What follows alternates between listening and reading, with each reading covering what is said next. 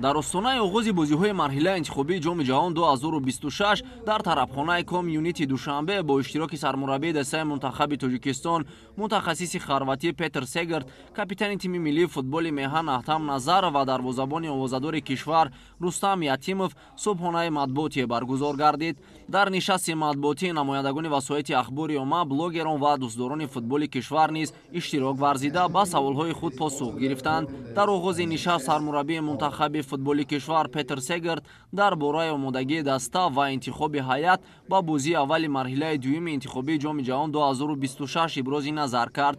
Ба иттилои сармураббӣ, пас аз тамошои як қатор аз бозиҳои чемпионати Тоҷикистон миёни дастаҳои Лигаи Олӣ ҳайатро интихоб намуданд. Қобили қайд аст ки ҷиҳати анҷоми бозии аввали марҳилаи дуюми интихобии ҷоми ҷаҳон бо якачини футболи Урдун, ситоди мураббиёни кишвар бо роҳбарии Петр Сегерт ба тими миллӣ 24 бозигар, аз он ҷумла 3 дарвозабон, 7 ҳимоятгар, 10 нимҳимоятгар ва 4 ҳамлаварро даъват намуданд. Аз ин миён 8 нафарашонро легионер ташкил медиҳад. зимни нишаст миёни намояндагони васоити ахбори омма бо сармураббӣ ва бозигарони тими миллӣ табодули афкор сурат гирифт. Ба саволи он ки чаро ба мунтахаби кишвар 9 нафар аз дастаи Истиқлол ва аз 9 дастаи боқимондаи Лигаи Олӣ танҳо 4 нафар ба мунтахаби кишвар даъват гардиданд, Петр Сегерт чунин гуфт: бо эҳтироми зиёд ба тамоми бозигарони дигар, воқеан ҳам тими Истиқлол беҳтаринҳои футболи тоҷикро дар як даста гирди ҳам овардааст.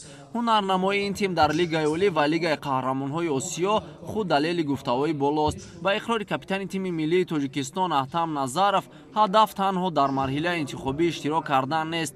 мо тамоми талоши хешро ба харҷ медиҳем, то дар баробари рақибони пурқуввати хеш бозии арзанда нишон дода ба марҳилаи сеюми мундиал бароем.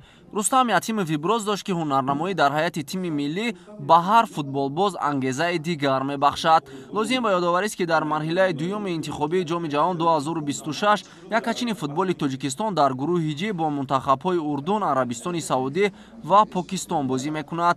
аввалин нерӯсанҷии хешро миллипӯшони тоҷик дар ин марҳила бо якачини Урдун баргузор мекунанд. бозии мазкур санаи 16 ноябр дар варзишгоҳи марказии ҷумҳуриявии шаҳри Душанбе баргузор мешавад. тими миллии футболи Тоҷикистон омодагии хешро барои баргузории бозии мазкур аз рӯзи 10 ноябр оғоз хоҳад кард.